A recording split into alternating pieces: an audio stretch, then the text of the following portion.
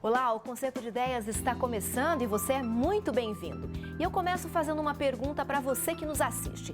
Já ouviu falar em tanatologia? Pois é, esse termo denomina o estudo da morte ou do morrer.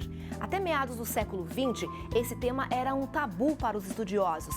Mas aos poucos, as pesquisas para tentar compreender a morte e dar sentido a ela cresceram. Este será o nosso tema de hoje. E para a gente entender um pouquinho melhor este assunto, está comigo hoje aqui no estúdio o Lucas Iglesias. Tudo bom, Lucas? Tudo ótimo, tudo bem. Obrigada por aceitar o convite e participar com a gente do Concerto de Ideias. Obrigado a vocês pelo convite. O Lucas ele é formado em Teologia pelo UNASP de Engenheiro Coelho, é mestre em Estudos Judaicos pela USP e agora, né, Lucas, doutorando em Bíblia Hebraica pela USP. Lucas, participar do Concerto de Ideias e falar de um tema como esse é um privilégio. Opa, com certeza, um tema bem interessante, triste e gostoso ao mesmo tempo. É uma mistura de sentimentos. De tristeza e de esperança também. Obviamente, né? Com certeza. E para a gente começar, Lucas, o que significa a morte? Para a gente definir assim, de maneira clara. Basicamente, né, uma definição bem simples e básica, a morte é a ausência de vida. Então, ausenta-se a vida, morte. E a morte, comumente, a gente vê em todos os lugares, né? Sim. A gente vê, é uma realidade que todos nós passamos, talvez se você não passou próximo na sua família, alguém próximo de você, ou um bichinho de estimação que você tenha, já tenha morrido em alguma fase da sua vida e você já passou por essa experiência de morte, sabe o que isso significa. Então é uma coisa comum, essa ausência de vida, que para mim é a definição básica de morte, não só conceitualmente, filosoficamente, mas biblicamente também. A ausência de vida, né? Exatamente. E essa ausência de vida ou a morte, ela sempre foi retratada ao longo dos anos, as gerações, nas culturas dos povos? Sim, sim. Essa realidade ela é retratada em todas as espécies, todas as manifestações culturais, né, de todas as épocas, tanto encenações, literatura, filmes e tal. Eu me lembro de um livro que eu li quando eu era adolescente, mais ou menos, bem interessante, do Saramago, que se chama Intermitências da Morte.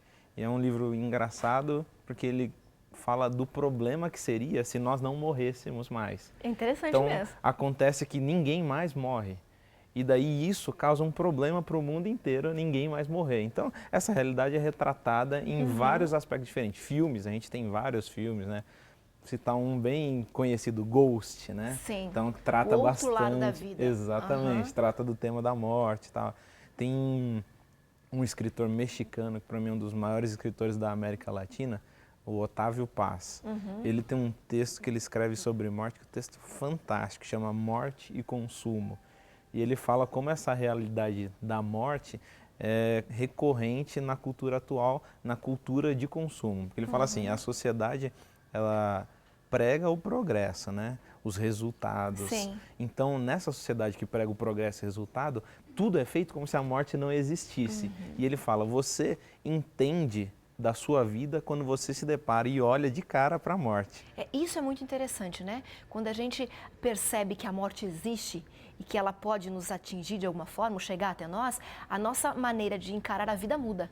Com certeza. Ele começa o texto assim, você compreende o jeito que você morreu define como foi a sua vida, ou exemplifica como foi a sua vida. Então, o jeito que você morre mostra como você viveu. E essa é uma realidade, né? Tem uma coisa que é certa, né, para a maioria das pessoas, né? Na Bíblia tem algumas exceções, mas é que você vai morrer. Em algum dia você vai se deparar com a morte. E ao invés da gente virar o rosto para a morte e viver como se ela não existisse, ao nós nos depararmos e olharmos para a morte, enfrentarmos a morte de cara e compreendermos esse tema, que muitas vezes é um tema obscuro, macabro ou até triste, Difícil a gente consegue viver diferente. A gente consegue ter uma atitude diante da vida diferente, entendendo a morte.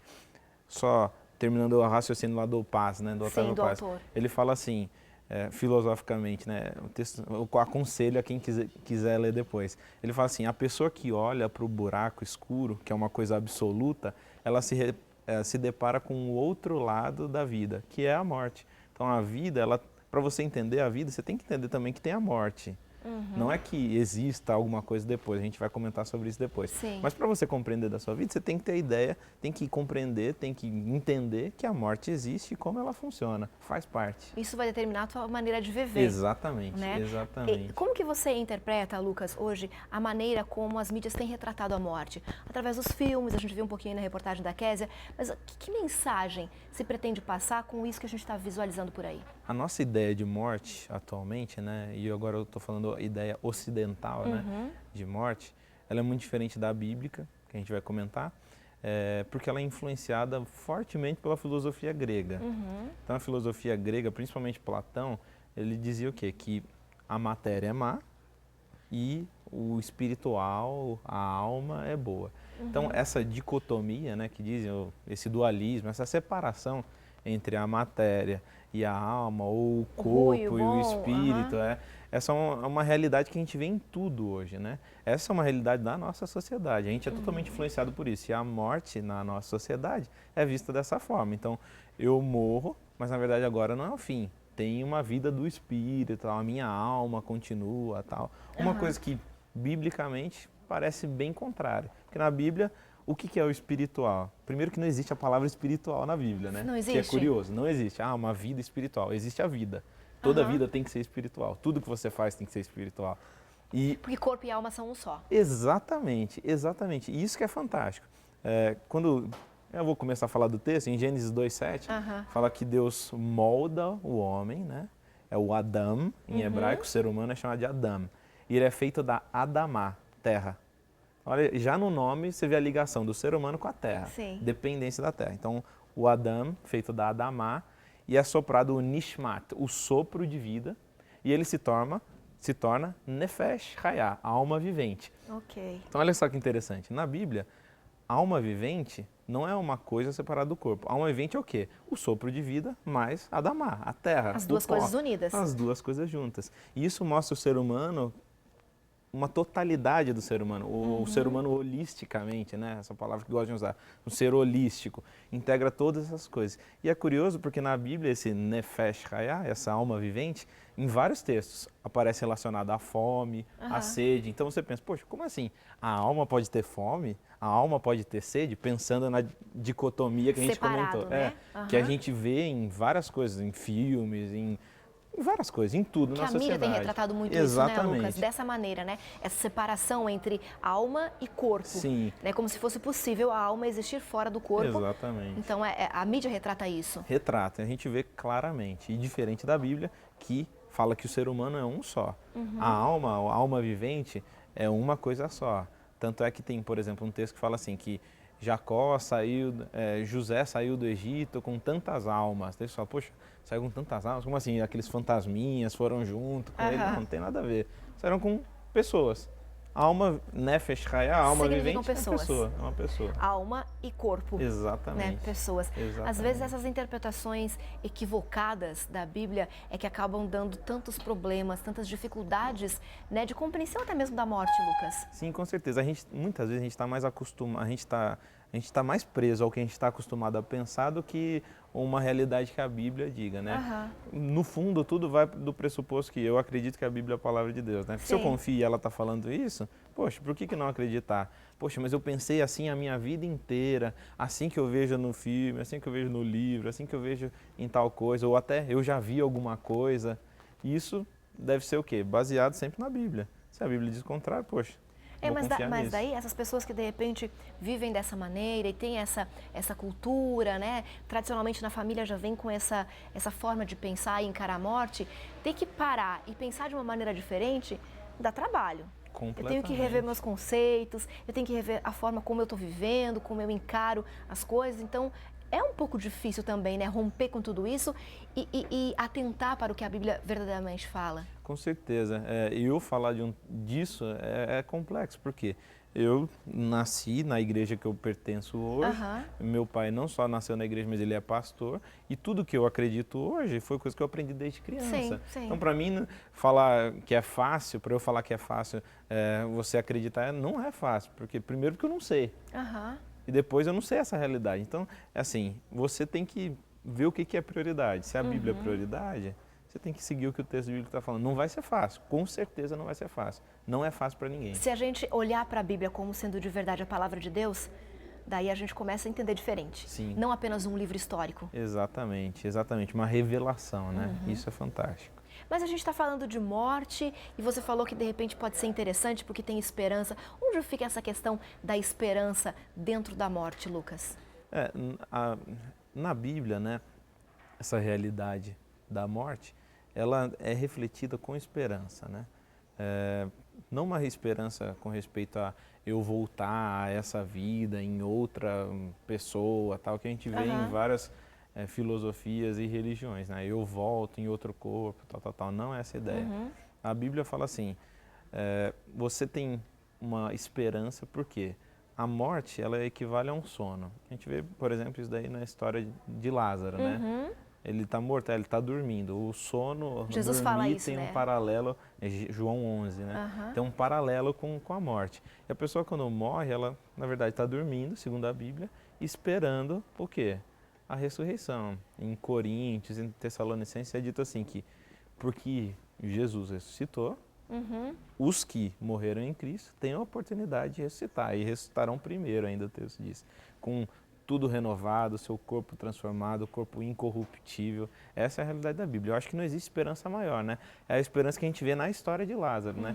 Jesus demora para chegar e as irmãs estão desesperadas. ficam desesperadas. Ele chega e fala assim, vocês estão desesperados? Eu estou parafraseando alguma frase dele, né? Mas a ideia, né? Vocês estão desesperadas? O importante não é a hora que eu vou chegar. Porque a ressurreição não é uma coisa que eu faço, é o que eu sou. Eu sou a ressurreição. Então, não importa a hora que eu chegar. O que importa é eu estar aqui. E eu estou aqui. E ele ressuscitou. Essa é a maior de todas as esperanças. Ele traz esperança através dessa pessoa. Da ressurreição. Que é a ressurreição, que é a vida, que é tudo. Okay. Você percebeu que o Lucas acabou de falar pra gente aqui no Concerto de Ideias? Ele falou que quem morreu vai ressuscitar. Você entendeu esse conceito?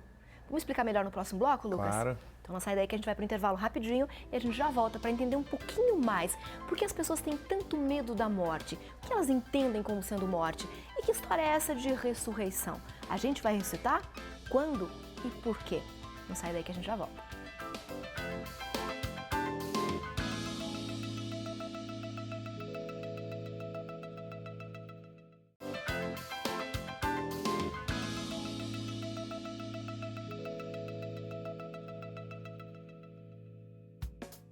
Estamos de volta com o Concerto de Ideias e para você ficar ainda mais conectado com a gente, acesse as nossas redes sociais. Estamos no Facebook, no Twitter e também no YouTube. Não se esqueça de mandar seus comentários, perguntas e sugestões. A sua opinião é sempre muito importante para a gente, então não perca a conexão conosco. No programa de hoje, nós estamos falando sobre um tema bastante curioso e também bastante polêmico. Estamos falando sobre a tanatologia. O que é isso? É o estudo sobre a morte. E conosco no estúdio hoje, Lucas Iglesias, conversando um pouquinho mais sobre esse assunto, né, Lucas? Isso. Ele falou pra gente que é um assunto difícil, triste, mas também que traz esperança. E ele já vai explicar pra gente onde está a esperança no estado da morte, nessa questão aí que a gente acaba perdendo pessoas. Como é que a gente pode ter esperança quando a gente não encontra mais alguém aqui nessa vida, nesse momento, né, que a gente está vivenciando? E o nosso repórter Ronaldo Vicente foi para as ruas conversar com as pessoas, entender delas, Lucas, por que elas têm medo da morte, como elas encaram a morte. Vamos acompanhar? Então vamos lá.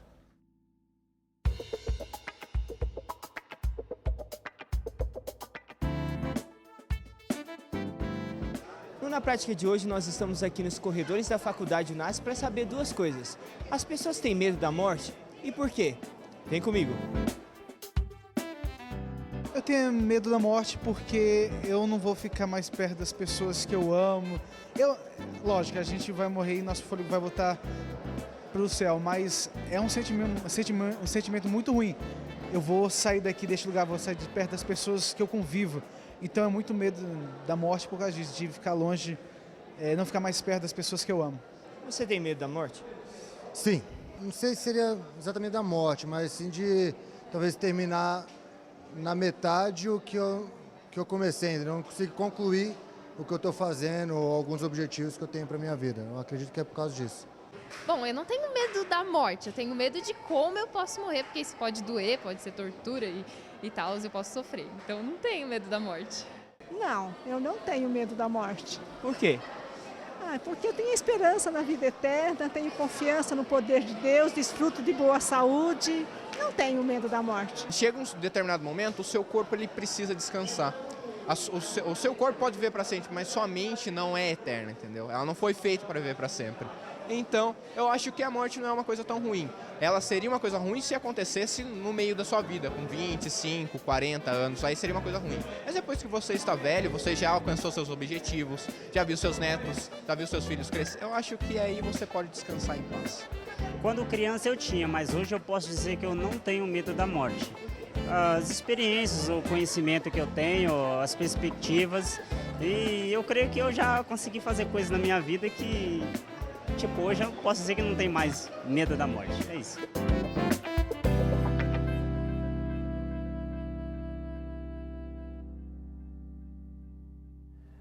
Lucas, o que você acha que mais motiva as pessoas a sentirem medo da morte? Eu acho que o que mais motiva as pessoas é a questão de você se distanciar dessas pessoas queridas, né? E você não existir, né? Eu acho até curioso isso e gosto de tentar pensar às vezes sobre isso, né? Que a gente nunca não consegue entender o que é deixar de existir, né? Imagina, o que é deixar de existir? Então, voltamos a ser a matéria-prima que nós somos, né? Voltamos a ser pó e o sopro volta para Deus. Só que tem uma esperança. Muitas pessoas que não têm essa esperança talvez vejam a morte como esse aspecto horrível, porque imagina sombrio, se fosse, né? Um fim, sem esperança nenhuma. E eu acho que isso causa um espanto, né? Você achar que é um fim e acabou de vez. Tem pessoas que acreditam nisso, né? Há muitas variações na forma de interpretar a morte, né? De entender o que a Bíblia fala. Por conta disso também há inúmeras religiões que pregam mensagens diferentes, né? Mas essa ideia que você falou de que o sopro volta para Deus, voltando no que nós falamos no primeiro bloco sobre essa dicotomia, né? A alma e o corpo, né? Os dois só existem juntos. Mas quando você fala que a alma, que o sopro volta para Deus, isso pode dar uma compreensão de que foi para um outro plano, foi para um outro lugar e pode continuar existindo? Pode, claro. É só que a ideia do texto bíblico é assim, é uma conta matemática, né? É pó da terra mais sopro de vida, alma vivente. Sopro de vida, divino. Se nós fizermos um boneco de barro ali fora, e se qualquer um de nós aqui soprarmos nesse boneco, não vai acontecer nada. Continua sendo boneco de barro. Pelo contrário, eu vou ficar sujo de barro. Só isso. Mas o boneco não vai virar uma pessoa. Por quê? Tem que ter o sopro divino, esse sopro de vida divino. Então, por isso que a gente volta à questão inicial, né? O que é a morte? É a ausência de vida. Você tirou o sopro, o boneco é um boneco. Não é separado, né? A gente pensa, espiritual, não, a matéria é má. As minhas vontades, meus desejos são maus. Isso causa problema porque a gente pode pensar muita coisa, o sexo é uma coisa negativa, o comer é uma coisa negativa, áreas, né? A alimentação e tal, assim por diante. O ser humano é um. Eu posso falar, por isso, que a minha cabeça está com fome e que o meu pé está triste. Por quê? Eu sou uma coisa só. Não divide, não divide. Eu sou um. Então, várias vezes no texto tem salmos que falam assim: poxa, eu me alegrei, o Senhor, eu ouvi a sua mensagem, ela foi direto para os meus rins. Não existe essa ideia de separação no texto bíblico. O espiritual é a presença de Deus. Quando Deus fala para Moisés, tira a sandália porque o lugar que você está é santo. O lugar em si era santo só pelo lugar em si? Não, porque tinha a presença de Deus. Porque então, Deus estava ali. A matéria, o barro, o Adamá, mais o sopro divino faz com que o ser humano seja alma vivente. E isso mostra um aspecto bonito, que é uma total dependência de Deus do ser humano. O que seríamos nós sem o sopro de vida? Não seria, seríamos o boneco de barro que você falou. Exatamente. Mas onde fica, Lucas, a esperança? Para as pessoas que estão nos acompanhando, de repente perderam alguém, ou estão em vias de perder alguém, né, muito próximo disso. Onde está a esperança? Como que eu posso ter esperança na morte? Importante para a gente pensar nessa esperança é ligar com a questão da dependência, né? Sim. Se eu dependo dele para viver, para reviver, eu dependo dele também. E a gente vai reviver, Lucas? Dependência total. Aí que tá. Aí é o X da questão, né? Exatamente. Por exemplo, em 1 Coríntios 15, se me permitir, eu vou ler aqui um trechinho. Claro. Do versículo 51 até o 54, diz assim, eis que vos digo um mistério, nem todos dormiremos. De novo a ideia relacionada à morte como sono. Mas transformados seremos todos, num momento, num abrir e fechar de olhos, ao ressoar da última trombeta. Então, fala que sim, nem todos morrem, mas quem estiver vivo vai ser transformado. E a continuação? a trombeta soará, os mortos ressuscitarão incorruptíveis e nós seremos transformados. Que momento é esse? Parece um filme de ficção, não parece? Você está relatando a cena de um filme. Que momento é esse? Esse momento, segundo Paulo, é o momento da volta de Jesus. Então, quando Jesus volta, os mortos que morreram em Cristo ressuscitam incorruptíveis, sem defeito, perfeitos. E os vivos, eles não vão morrer no momento, eles vão o quê? Ser transformados completamente.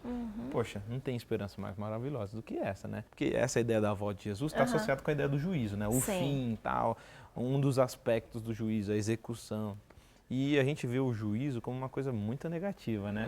Dá medo, né, do juízo. Assusta. E relacionando ao medo da morte, né? A gente tem medo disso. Só que toda vez no texto bíblico, o juízo está associado com oportunidade.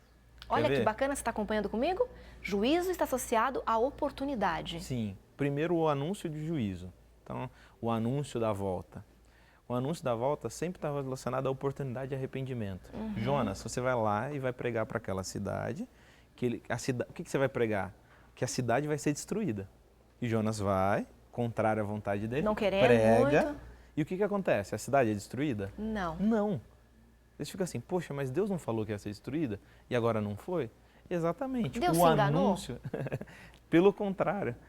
Quando a gente entende que o anúncio do juízo é uma oportunidade para arrependimento, a gente entende porque Jonas não queria ir. Porque ele sabia que ele poderia pregar o que ele pregou e aconteceu o que aconteceu e a reputação dele de profeta ficar má na praça. Ou seja, Deus falou uma coisa que não aconteceu. Exatamente. Mas, na verdade, não é essa a compreensão que a gente deve ter. Na verdade, o que estavam nos planos dele estavam muito além do que falar e não acontecer. Sim. É o quê? Ao falar, eu estou te dando uma oportunidade ainda para você se arrepender. Ele não precisava falar se ele quisesse destruir na hora. Só destrua. Não manda recado, não né? Precisa. Vai lá e destrói. Só que ele avisa. Ele avisa. Você falou algo antes, um pouquinho antes, sobre morrer em Cristo. Né? Esses que morreram em Cristo serão ressuscitados. De repente, alguém está trocando de canal e sintoniza aqui com o Concerto de Ideias e ouve isso. Como assim morrer em Cristo? O que significa isso, Lucas? Morrer em Cristo? A ideia de morrer em Cristo é a ideia de morrer fiel a Deus, né? Fiel ao que a Bíblia fala, fiel aos princípios. Independente da religião. Fiel ao que a Bíblia, que a palavra de Deus fala. Se eu sou fiel ao que a Bíblia fala, isso é importante. Isso é importante, né?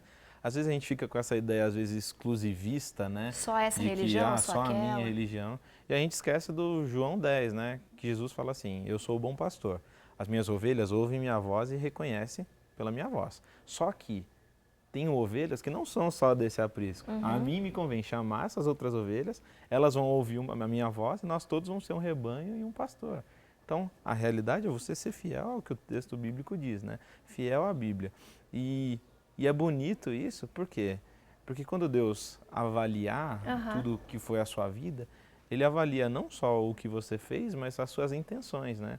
O que está lá no coração, né? Exatamente. Lucas, a gente poderia ficar horas aqui conversando, mas nosso certeza. programa está quase chegando ao final.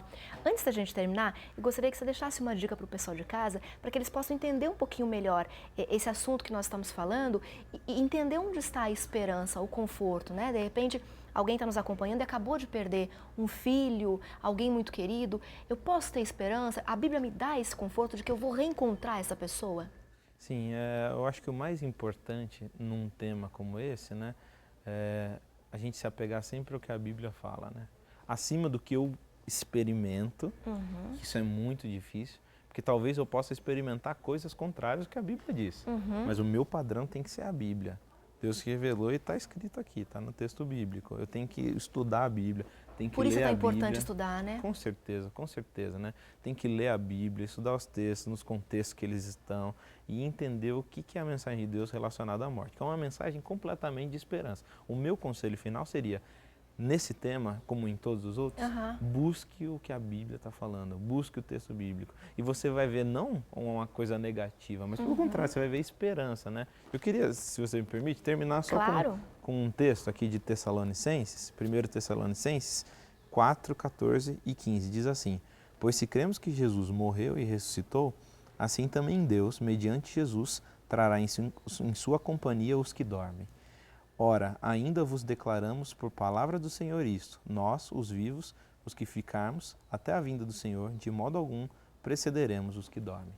Olha só. Esperança maior do que conforto, essa. Né? Se você acredita que Ele morreu e ressuscitou, fique tranquilo. Aqueles que dormem e são fiéis a Ele, eles serão trazidos na companhia dele. De Jesus. Ele traz, ele vai trazer. E aquele que deu a vida no início, que permitiu com que nós vivêssemos, ele vai trazer essa vida de novo a nós, que não pertence a nós, a vida é dele. Por isso que a concepção de morte faz com que nós entendamos como nós temos que viver. Se é ele que deu a vida, tudo que eu faço é uma resposta a ele que deu a vida a mim. Por isso a dependência e a gratidão também, Completamente. né? Lucas, obrigada pela sua presença, foi muito bom conversar contigo. Muito obrigado.